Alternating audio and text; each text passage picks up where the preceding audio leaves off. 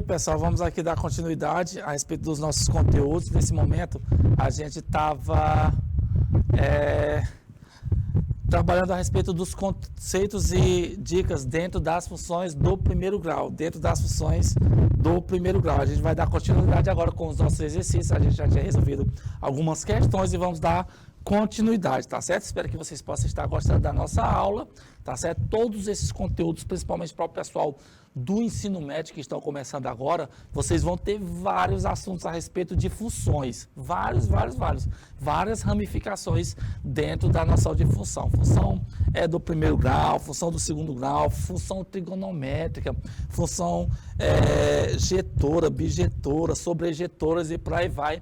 E aí, com certeza, dentro desse universo, a gente começa pela mais simples de todas, tá certo? Que é a função afim, que é a nossa função do nosso primeiro grau, tá certo? A gente vai dar continuidade aqui com nossos exercícios, tá certo? Que a gente tinha parado aqui nessa questão e agora a gente vai passar para a nossa próxima questão, que já vai ser, no caso, a questão de número 4. Vamos ver se eu consigo aqui passar para frente. Deixa eu ver se aqui aparece um número. Pronto. Questão 4, tá certo? Vamos lá, simbora, Gabriel. Aqui diz assim, Gabriel, olha só, tem um textão, ó. O textão diz assim, ó. As curvas de oferta e de demanda de um produto representam, respectivamente, as quantidades que vendedores e consumidores estão dispostos a comercializar em função do preço do produto, né? Em alguns casos, essas curvas podem ser representadas por retas, que no caso é o caso aqui que a gente está estudando, função do primeiro grau. Sempre o resultado de uma função do primeiro grau é uma reta. Suponha que as quantidades de oferta e de demanda de um produto sejam respectivamente representadas pelas equações. Olha só, primeira delas, quantidade de oferta é igual a menos 20 mais 4P, e a segunda delas é o QD, que é a quantidade de demanda, é 46 menos 2P, em que QO é a quantidade de oferta e QD é a quantidade de demanda. E P, pessoal, é o preço do produto. A partir dessas equações de oferta e de demanda, os economistas encontram o preço de equilíbrio. Ó, Gabriel, toda vez que eu vejo essa palavra equilíbrio, do que a gente vai se lembrar? O Gabriel aqui já fez, ó, igual às equações, né? Se está em equilíbrio, eu lembro da balança, né, Gabriel? Se está em equilíbrio é porque um é igual ao outro, né? Ou seja, quando QO e QD se igualam, para a situação descrita, qual o valor do preço de equilíbrio, né?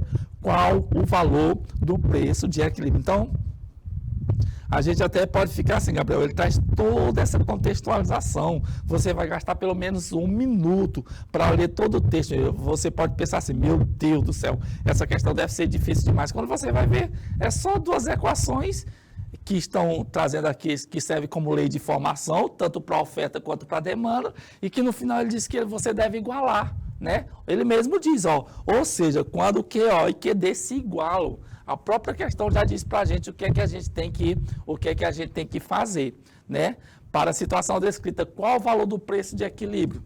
O Gabriel já disse, oxi, se eu quero saber qual o valor do preço de equilíbrio, é só eu igualar uma com a outra. Deixa eu ver aqui se o professor colocou ela aqui, que eu já esqueci. Está aqui, questão 4, vamos igualar, está aqui uma e está aqui a outra. QO é igual a menos 20 mais 4P e QD é 40 menos 2P. O Gabriel disse, oxe, professor, sem perder tempo, iguala um com o outro. Então, vou pegar o quê? Menos, deixa eu ver aqui, menos 20, não está escrevendo não. Deixa eu botar bem aqui, caneta, certo. Bora ver, para frente, está aqui, pronto. Menos 20 mais 4P é igual a 46 menos 2P. Menos 2P, né? Aqui no caso, obviamente, esquece da função. Essa é uma situação de uma equação do primeiro grau em que você vai isolar quem? Você vai isolar, obviamente, o P, né? Aí você vai ver que já tem um PB aqui no primeiro membro, 4P, você coloca aqui 4P. O 2P negativo, que está do lado de lá, vem para cá positivo. 2P. Coloca o sinal de igualdade. O 46, que já estava do lado de cá, você repete. E, obviamente, você vai colocar o menos 20. Vai colocar o menos 20. Tá bom?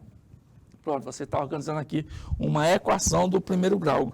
Gabriel, eu tenho esse hábito de fazer assim tudo passo a passo, porque na realidade eu sou professor de ensino fundamental. O meu forte é a galerinha lá da base, que ainda tem que aprender a respeito de números inteiros, que ainda tem que aprender a respeito de equações, tanto do primeiro quanto do segundo grau. Então sempre eu vou nesse ritmo, mostrando passo a passo, porque o meu público de atuação que eu faço sempre é a galerinha lá do ensino fundamental, que com certeza é a base, né?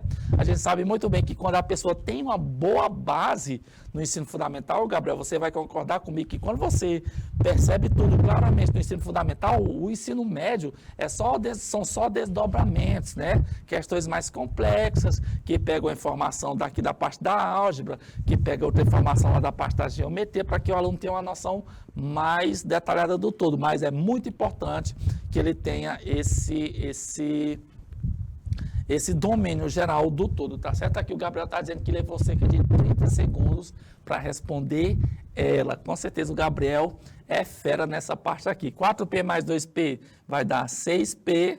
46 tirando 20 vai sobrar quanto, Gabriel? Vai sobrar 26. Vai sobrar 26. É isso não, né?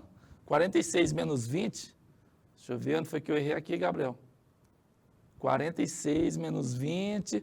4P mais 2P dá 6P. 46. Não. 20 vem para aqui é positivo, Gabriel. Vem para aqui é positivo. 46 mais 20 vai dar quanto? Vou riscar aqui. Vai dar 66.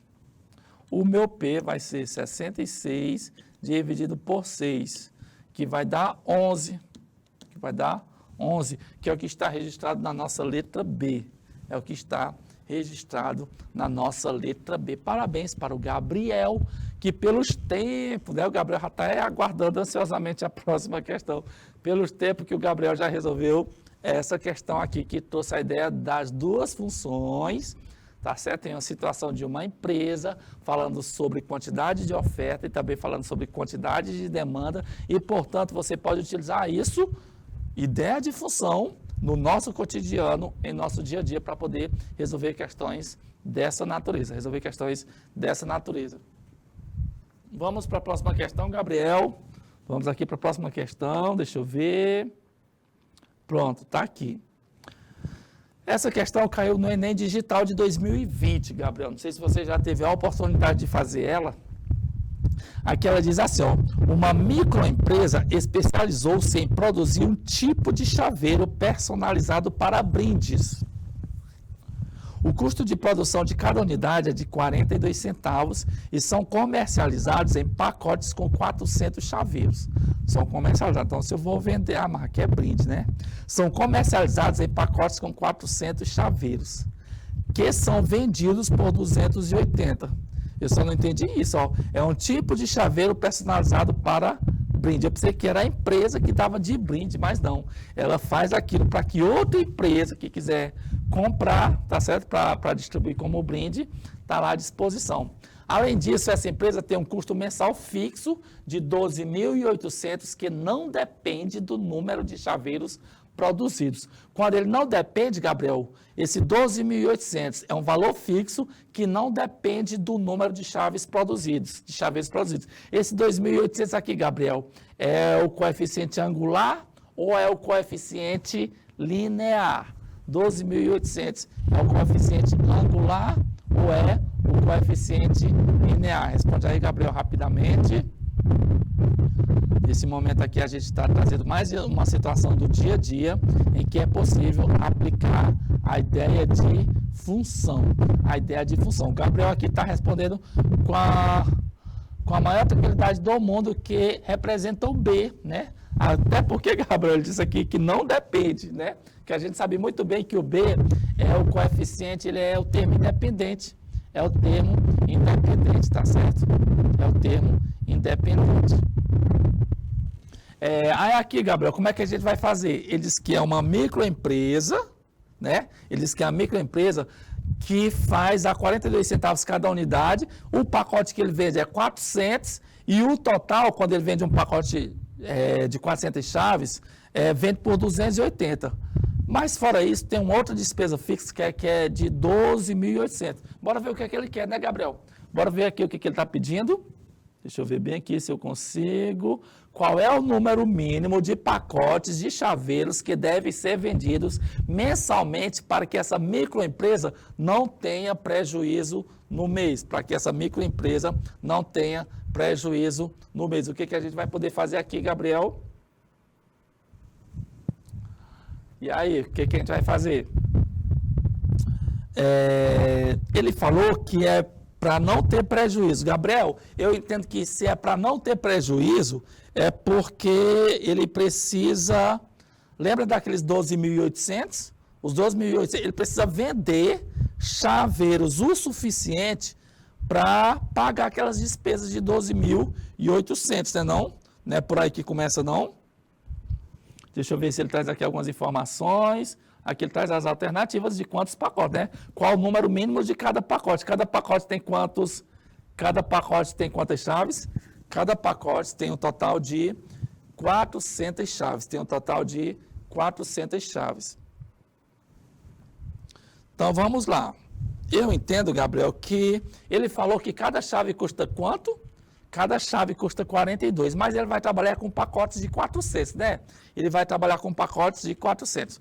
Gabriel, eu vou voltar bem aqui para a gente ver as informações direitinho. Olha só, o custo de produção de cada unidade é 42 centavos. Anota aí, Gabriel. Cada unidade custa 42 centavos, são comercializados em pacotes com 400.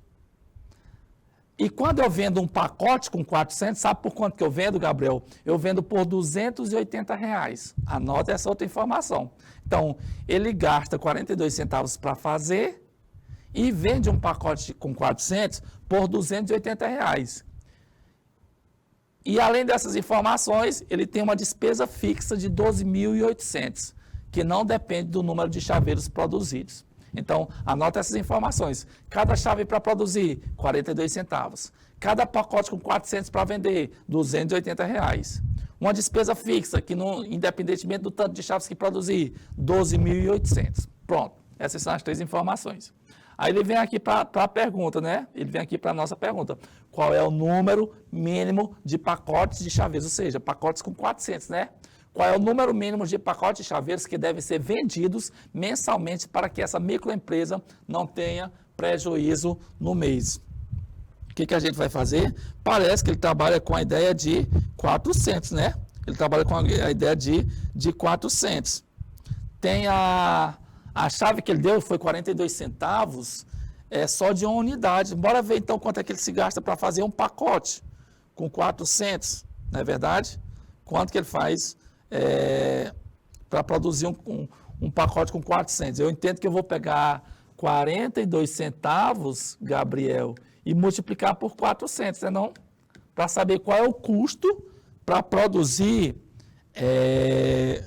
400 chaves, já que ele vai trabalhar com esse número de 400.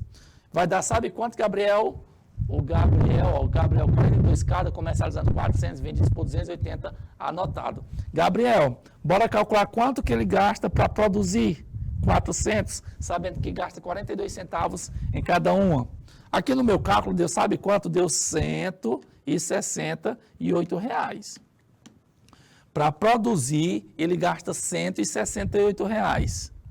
Para produzir. E ele vende a quanto, Gabriel? Ele vende a quanto?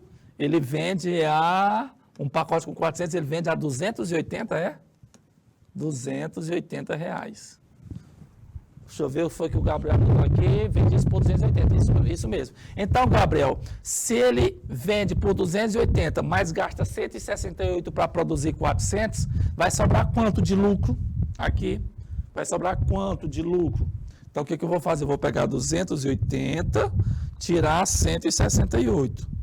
Aqui sobrou 112, Gabriel. Então, o lucro em cada pacote que ele vende é de R$112. R$112. Aí o que ele disse? Qual é o número mínimo de pacotes de chaveiros que devem ser vendidos mensalmente para que essa microempresa não tenha prejuízo? Então eu vou ter que vender vários pacotes de 400 chaveiros até cobrir aquele valor da despesa que foi de quanto? De 12.800, não é não? Então como é que a gente pode formar aqui uma regra, uma função para que se resolva essa situação aqui? Eu entendo que eu vou pegar o meu, eu gasto 100, vamos ver, cada pacote que eu vender, Gabriel, ele quer saber quantos pacotes eu vou precisar vender para poder eliminar as despesas daquele mês, da microempresa. Se cada pacote que eu vendo, eu tenho um lucro de R$112, então eu vou pegar 112, multiplicar por X, que é a quantidade de pacotes, né? Menos o valor que eu gasto por aquele valor fixo, é 12.800.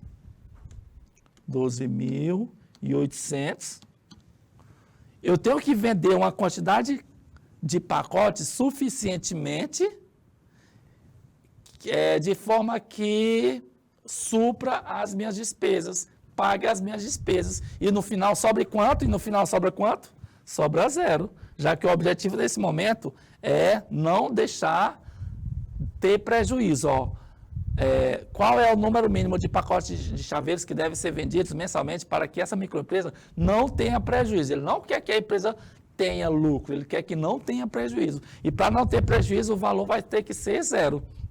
Então, R$112 é o lucro que eu tenho em cada pacote de 400 que eu vender, 12.800 é a minha despesa fixa, tá certo? E ele quer saber quantos pacotes eu devo vender para que eu não tenha prejuízo nenhum, ou seja, para que o resultado seja zero. Então, bem aqui nesse caso, é a regra, é a função que vai servir para essa empresa zerar o seu prejuízo, Podemos dizer assim? Então, ficou 112x menos 12.800 igual a zero. Deixa eu pegar bem aqui a borracha para mim utilizar bem aqui o espaço bem aqui. Vamos ver. Pronto. Aí aqui a gente vai para uma equação do primeiro grau, né? Coloco 112x igual a 12.800. Que o x vai ser igual a 12.800 dividido para 112. Se eu pegar 12.800 e dividir para 112, né? Que aí já gastaria um bom tempo, né, Gabriel? No dia da prova para poder fazer. Vai dar, sabe quanto? Vai dar 114,2 aproximadamente. Vai dar 114,2 aproximadamente. Deixa eu ver o que foi que o Gabriel falou. Beleza, bora, né? Certo, subtotal, ok, exato. 112 menos 12,50 tal. 12.800 dividido para 112, 114 aproximadamente. Aí vamos aqui, aqui nós temos a letra D e a letra E, Gabriel. Aqui nós temos a letra D e a letra E. A letra D é 114 e a letra E é 115. Qual é que a gente vai marcar? A letra D ou é a letra E? Bora ver o que foi que ele disse? Qual é o número mínimo? Aqui, pelo cálculo, deu 114 e um pouco. Se fosse só 114, não ia dar para pagar toda a despesa, né? Ainda iria sobrar algum resquício para mim pagar. Então, é 114 e um pouco. Então, esse 114 e um pouco, obviamente, já que ele trabalha, ele não trabalha com 14 e um pouco. Ele trabalha ou com 14 ou com 15. Então, a quantidade mínima, sem dúvida, é o que o Gabriel já está confirmando. A gente aqui vai arredondar para 115. Desculpa aqui. A gente vai arredondar para 115 pacotes. 115 pacotes de chaveiros para que aquela empresa não tenha prejuízo naquele mês, tá certo? Não iria dar mesmo. Exatamente. Então, aqui foi uma questão que é de uma situação real, de uma empresa qualquer que vende chaves e quer saber, a gente descobriu que existe uma função que determina, que ajuda o dono da empresa a saber quantos pacotes ele precisa vender para tirar as despesas. Obviamente que não vai vender só 114 pacotes, né, Gabriel? Ele quer saber, não, eu quero saber quantos pacotes eu vou gastar só para cobrir as despesas, porque daqui para frente é que eu vou vender para poder gerar lucro, Então ele já sabe que com 100 pacote ele já tira as despesas e o que ele vender depois já vai ser puro lucro para a empresa dele, Então aqui está aqui uma questão que caiu no Enem, tá certo? E que com certeza aguarda vocês na prova desse ano, questões que envolvem funções afim, O custo de cada pacote de 400 chaveiros é igual a 400 vezes 42 centavos, que é igual a 168. Considere que L de X, o lucro mensal obtido na venda de X pacotes de 400 chaveiros.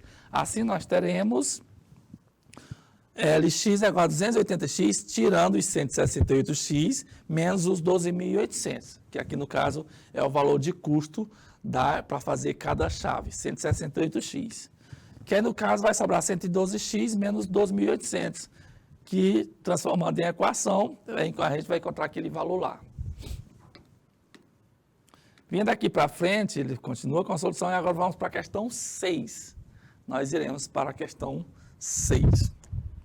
A questão 6 diz assim: um professor, essa questão aqui caiu no PPL de 2020.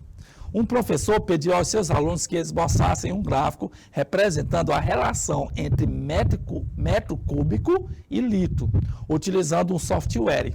Pediu ainda que representassem graficamente os pontos correspondentes às transformações. Representassem graficamente os pontos correspondentes às transformações de 0 metro cúbico, 2 metros cúbicos e 4 metros cúbicos em litros. O professor recebeu de 5 alunos os seguintes gráficos. Vamos ver como é que ficam aqui.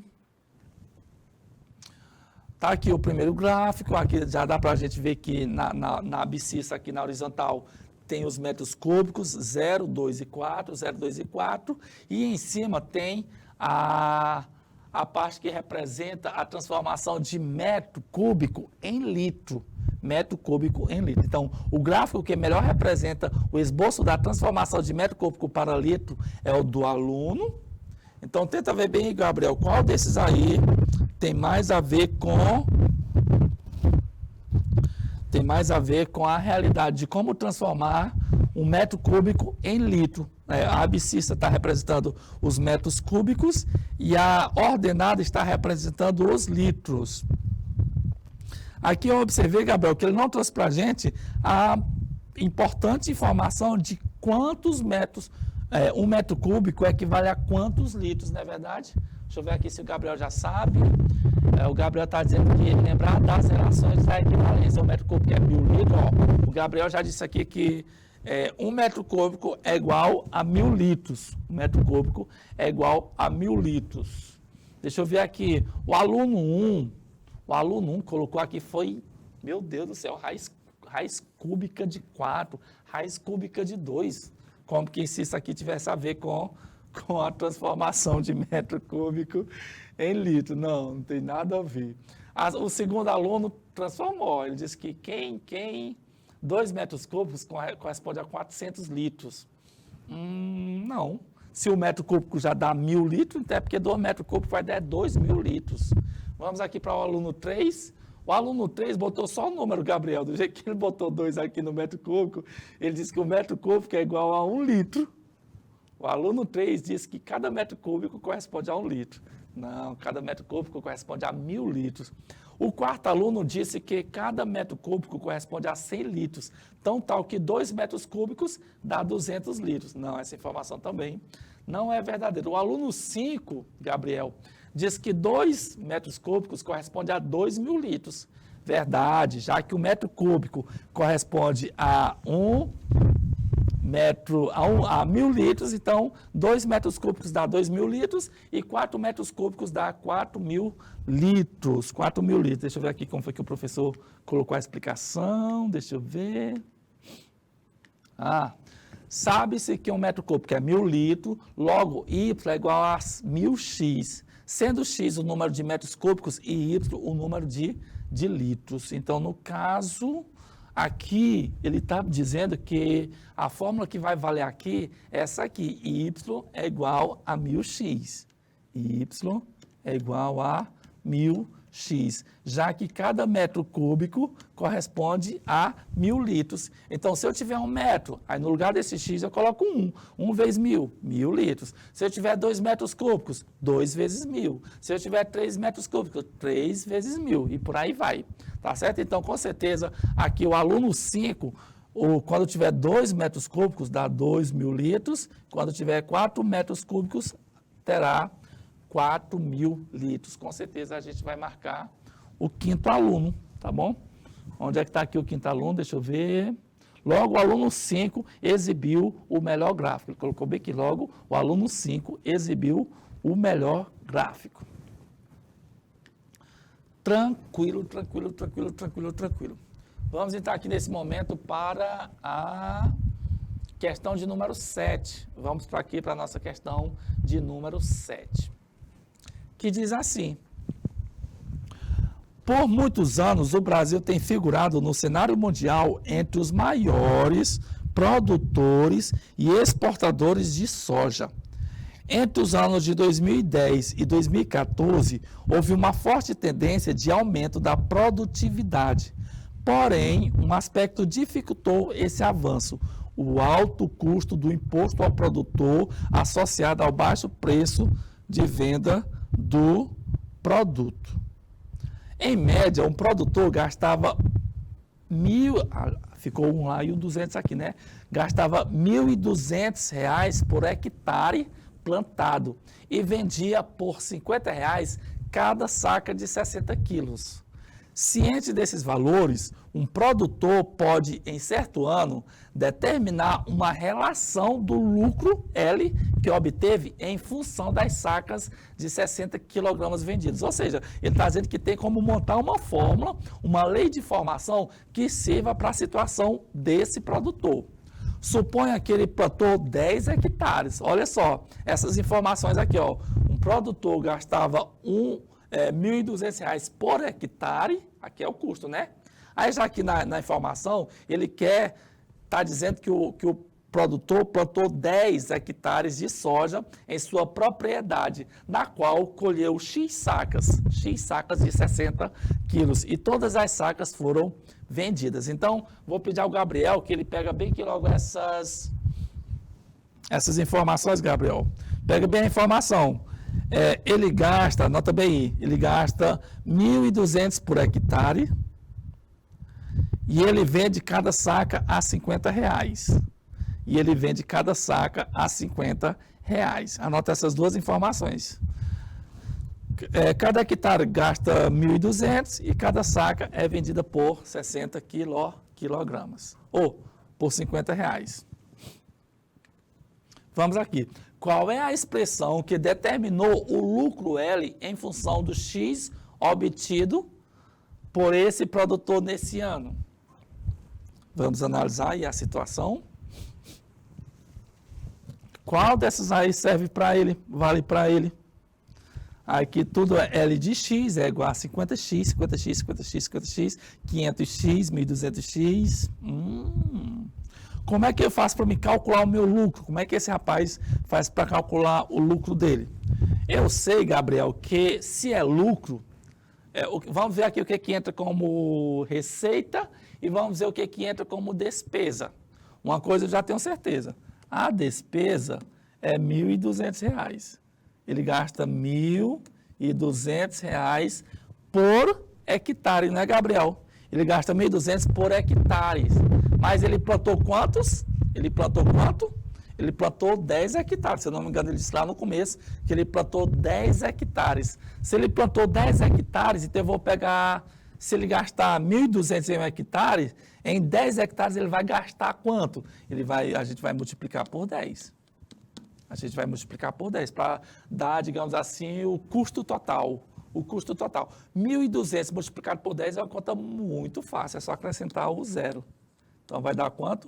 12 mil. Vamos trabalhar aqui com a ideia de que ele quer saber qual vai ser uma regra que calcule o lucro na plantação que ele fez utilizando 10 hectares. Então, a minha despesa é 12 mil reais pelos 10 hectares. A minha receita, como é que vai ser a minha receita, Gabriel? A minha receita vai ser 50 reais que eu cobrar por cada saca que eu vender. Por cada saca que eu vender, não é verdade?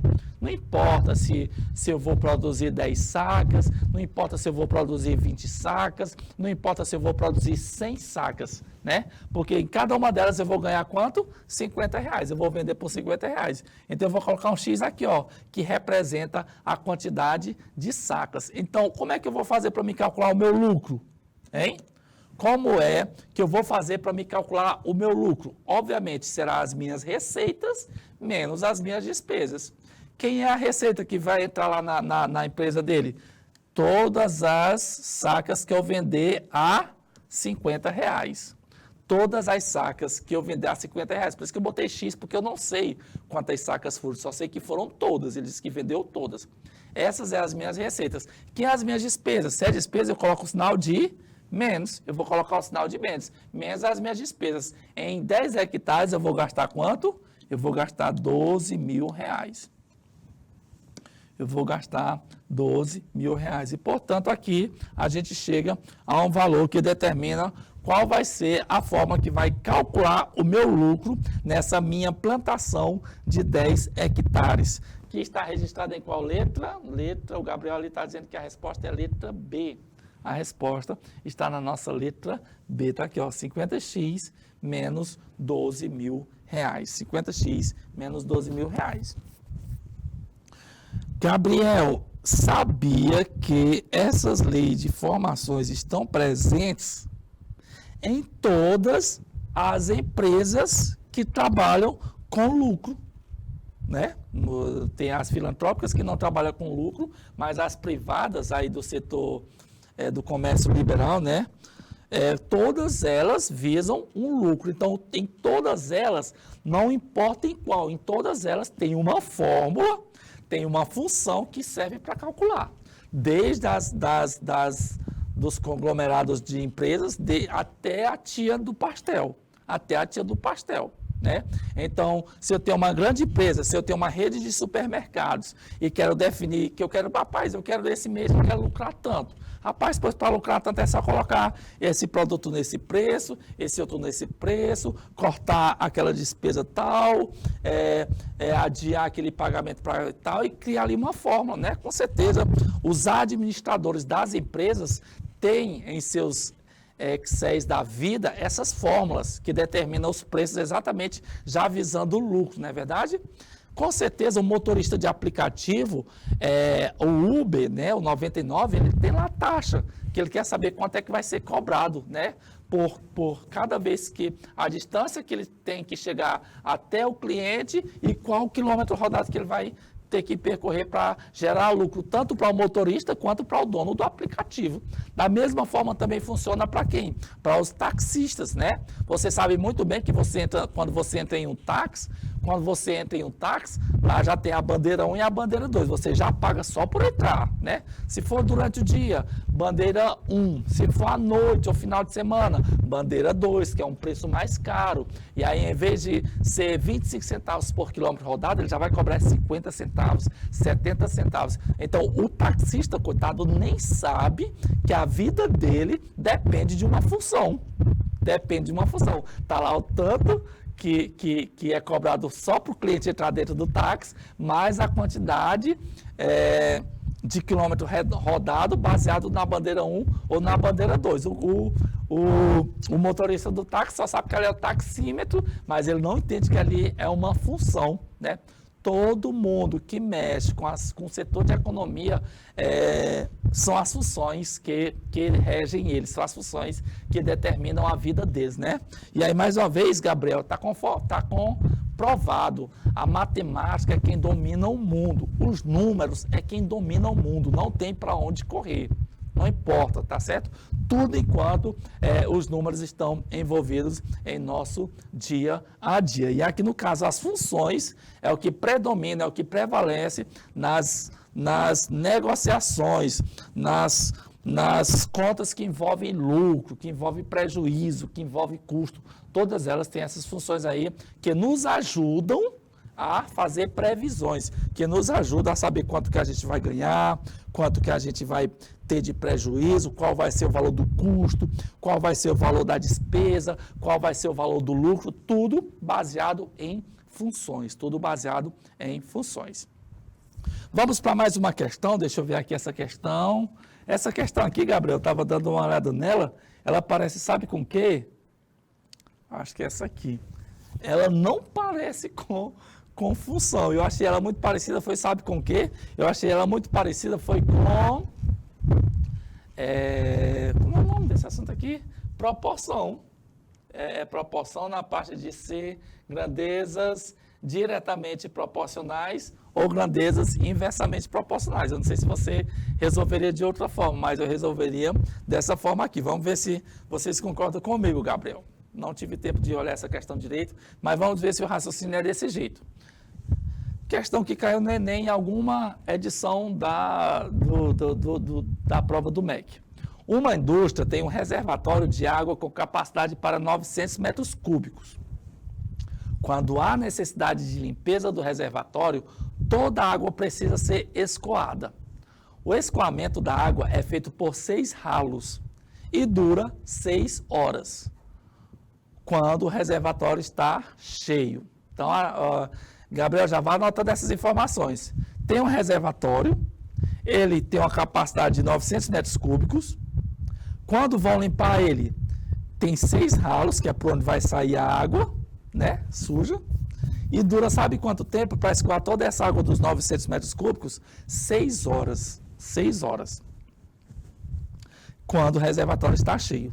Essa indústria construirá um novo reservatório. Então, olha só, Gabriel, eu lembrei da regra de 3 compostos, né? Regra de 3 compostos, quando tem 3 valores. Aqui, no caso, a capacidade, depois eu já estou vendo a quantidade de ralos e já estou vendo também o tempo que demora. Aí lá vem a outra situação.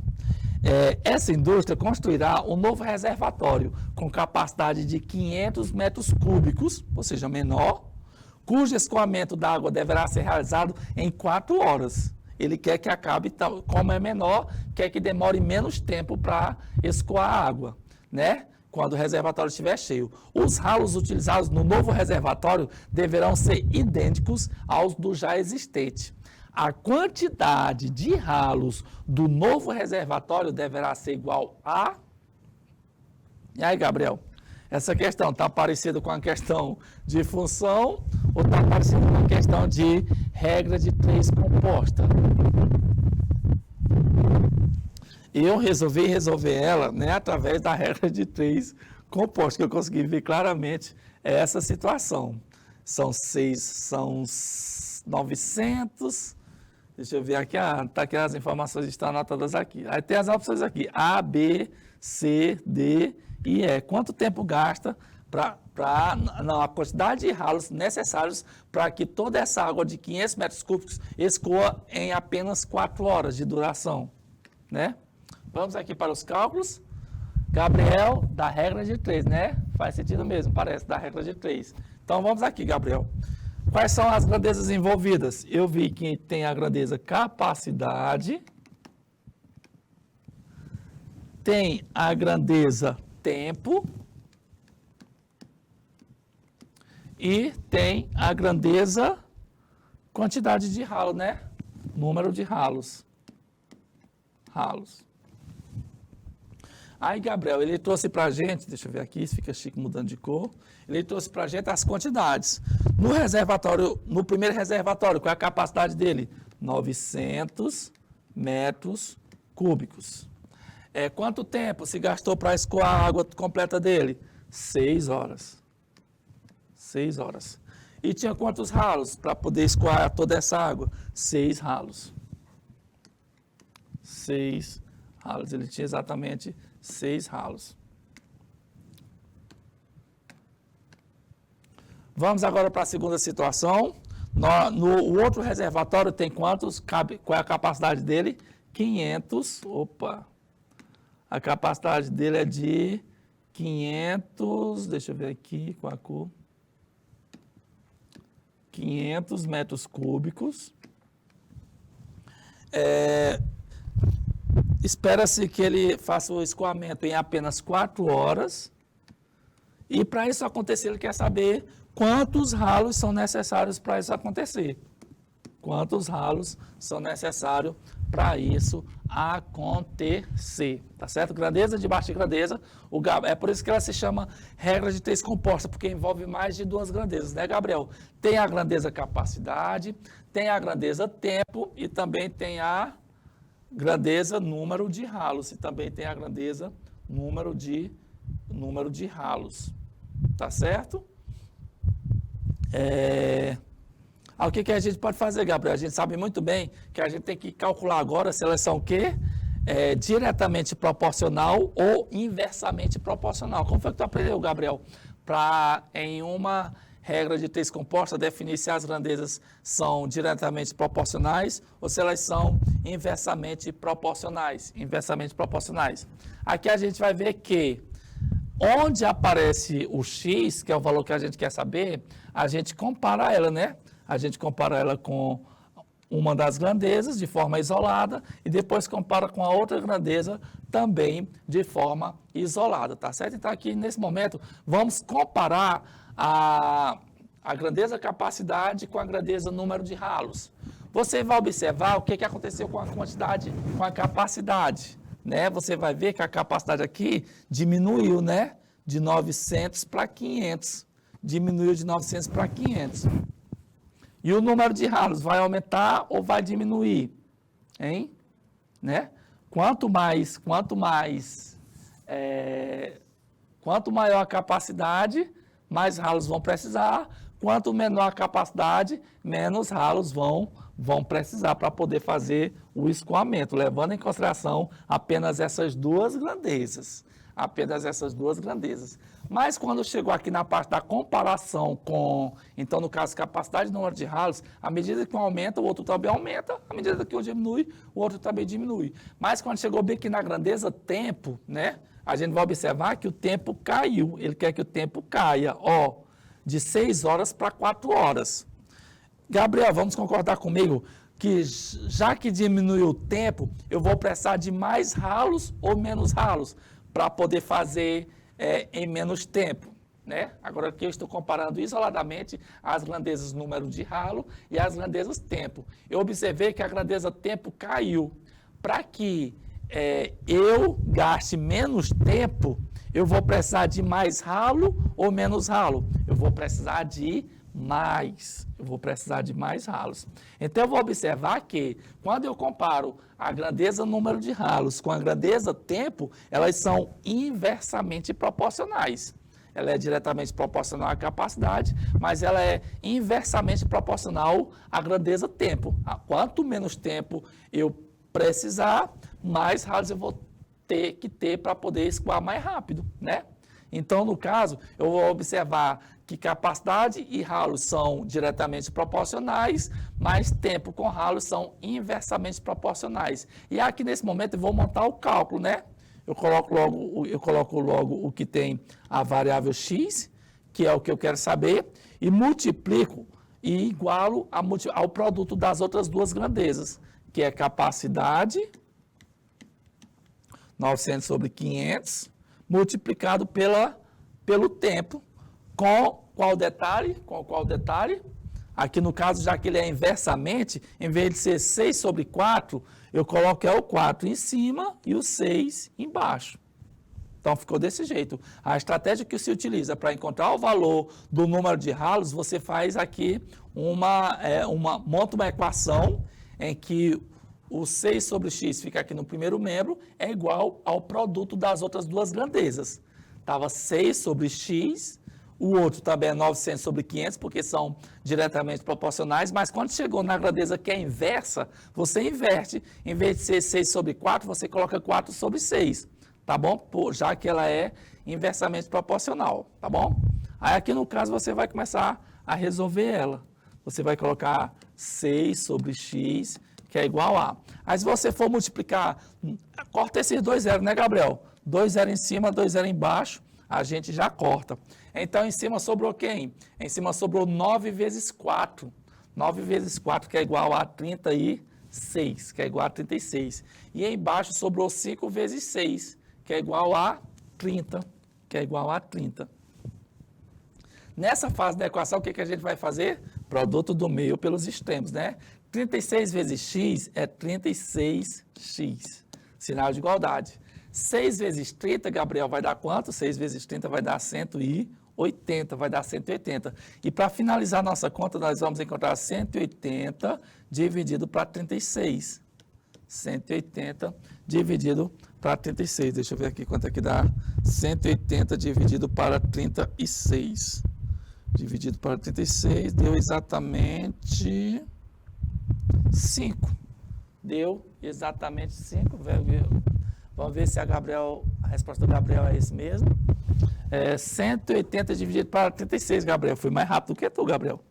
Encontrei 5 aqui na resposta, tá certo? Então, vamos precisar de 5 ralos para escoar em 4 horas aqui é o quê que ele estava mexendo? Esqueci o nome do negócio que armazena para escoar 500 metros cúbicos de água em um reservatório. Pronto, lembrei do nome. Vamos precisar de 5 ralos para escoar 500 metros cúbicos de água em 4 horas. Em 4 horas. E, portanto, esse cálculo está registrado na nossa letra... nem está mais aqui. Era na nossa letra, 5 horas é aonde? Na letra C. Na letra C. Não sei se a ideia do professor era resolver essa questão utilizando a ideia de função, mas a minha mente já foi diretamente para a parte de regra de 3 compostas, para a regra de 3 compostas. Faltando agora 8 minutinhos, Gabriel, letra C, muito bem. Faltando 8 minutinhos, vamos ver aqui se a gente consegue ainda resolver alguma questão. Deixa eu ver bem que essa questão aqui, que eu achei ela bem interessante. Deixa eu ver aqui a questão 10. Bora aqui resolver a questão 10. A questão 10. No gráfico seguinte está representado o volume de petróleo em litros.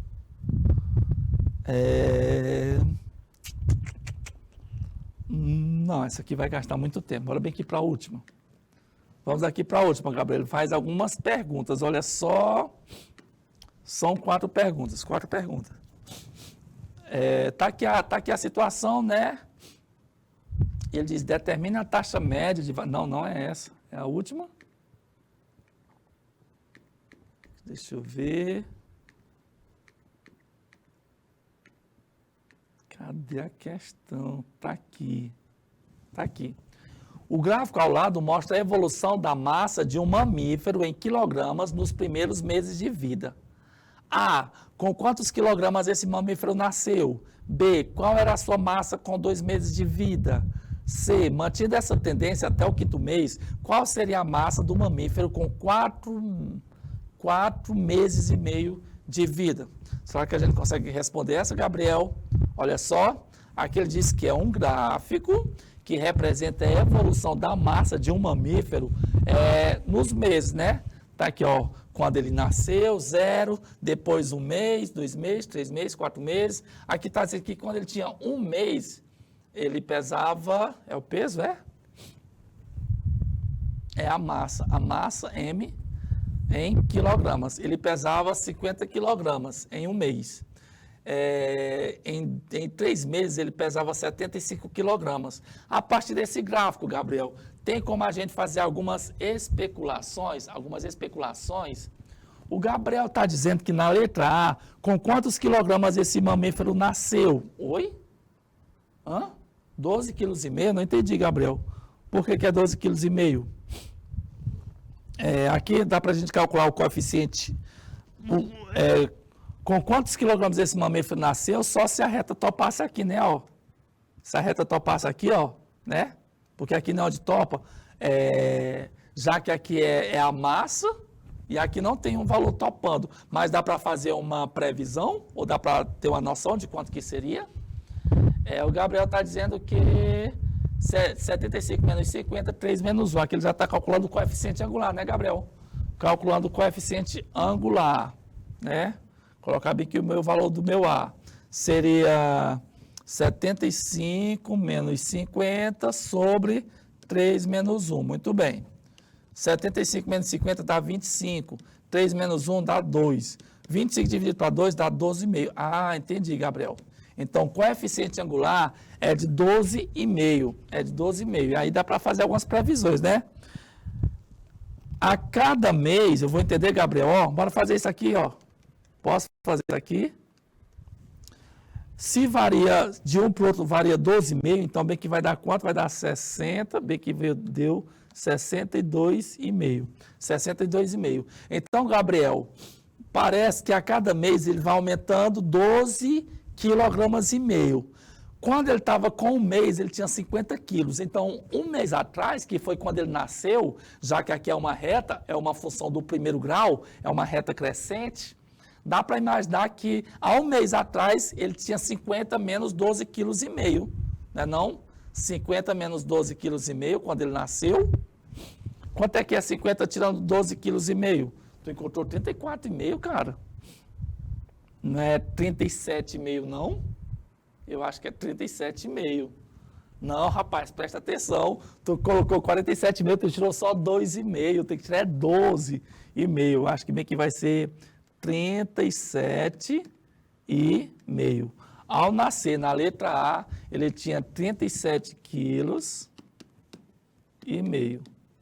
37 quilogramas. Isso, rapaz, o Gabriel quando chega no final já tá... Eita, Gabriel, é isso aí, mano. Qual era a sua massa com 2 meses de vida? Com 2 meses, Gabriel, ó, eu entendi que a cada mês vai aumentando 12,5 quilos. Então, com 2 meses eu teria aqui 62,5. 62,5 quilograma. E, por fim, letra C. Mantida essa tendência até o quinto mês, qual será a massa do mamífero com 4 meses e meio de vida? Mantendo essa tendência até o quinto mês?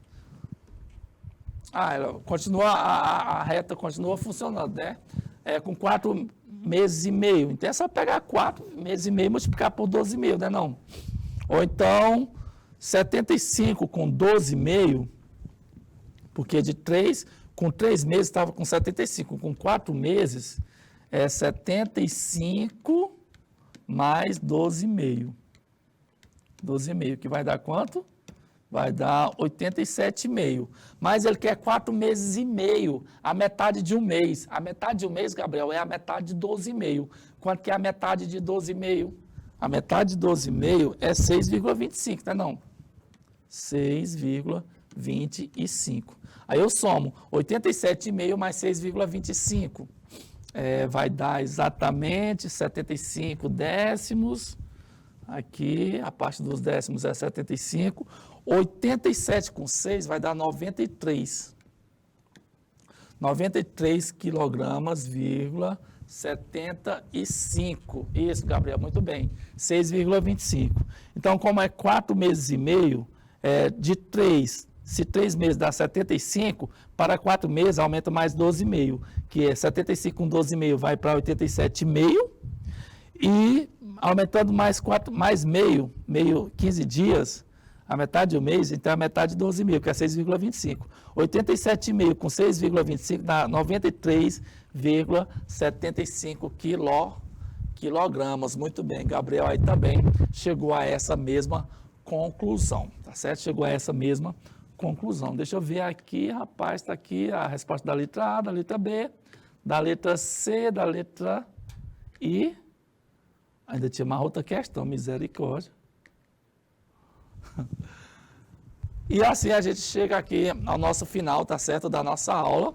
Foi muito bom estar aqui com vocês durante essa aula, em que para os alunos do primeiro ano, a gente trouxe aqui os conceitos, as ideias, a classificação do que vem a ser uma função afim, né, que também é chamada de função do primeiro grau. A gente viu que a função ela é no formato ax mais b, ou seja, f de x é igual a ax mais b. A gente viu que o a é o termo chamado de coeficiente angular, tá certo? O b é o termo independente, tá certo? Que intercepta lá o eixo das ordenadas. A gente aprendeu que existem as funções crescentes, as funções decrescentes. A gente viu como calcular o zero da função, não é verdade? A gente viu que existem situações em que elas podem ser colocadas em equilíbrio, tá certo? A gente viu que essas funções, elas estão em nosso dia a dia, e, portanto, um aluno de primeiro ano precisa ter esse domínio, precisa ter esses conceitos em sua mente. Eu quero aqui agradecer desde já ao Gabriel, lá de Belém do Pará, que nos deu essa honrosa presença durante essas duas nossas aulas, e até o nosso próximo encontro, Gabriel. Foi um prazer. Tchau, tchau, parceiro.